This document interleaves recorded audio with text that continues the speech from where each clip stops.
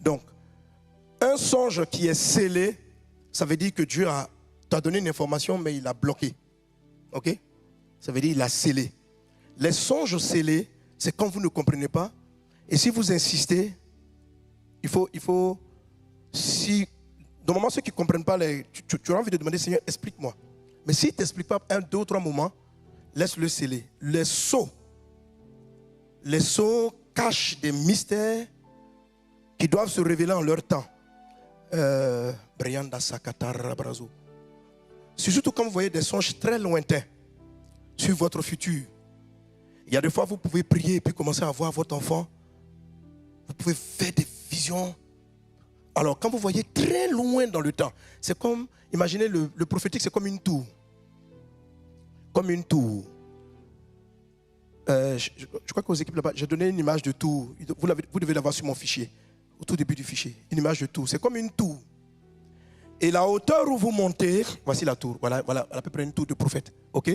Ça ressemble à ça, un peu comme ça.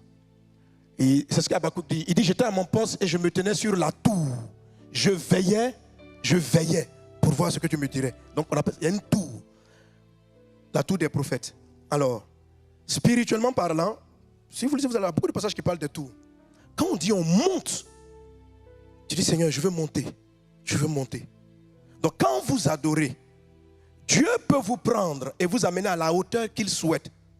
Maintenant, sachez que quand vous avez le don, vous pouvez chercher. N'attendez pas seulement que ça vienne. Un prophète va à l'investigation. Ok? Voilà. Et quand vous partez à l'investigation, regarde ce que Habakkuk dit. Il dit, j'avais besoin d'une information. Je suis monté sur la tour.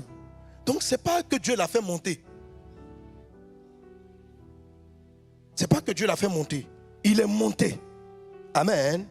Il est monté. Vous devez, quel que soit, que vous soyez Nébi, vision, peu importe, vous devez chercher à monter.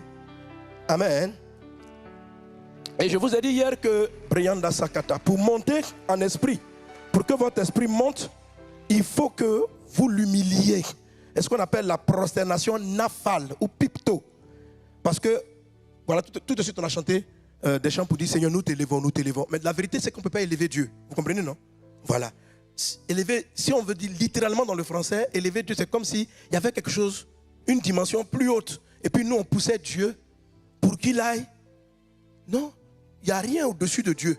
Donc, il n'y a pas une hauteur qu'il va atteindre. Donc, on dit, nous t'élevons, nous t'élevons. Tu ne peux pas l'élever. Comment tu vas le soulever? Amen. Il n'y a rien au-dessus. Mais en fait, quand nous disons nous t'élevons, c'est ça le nafal. C'est nous qui descendons en fait.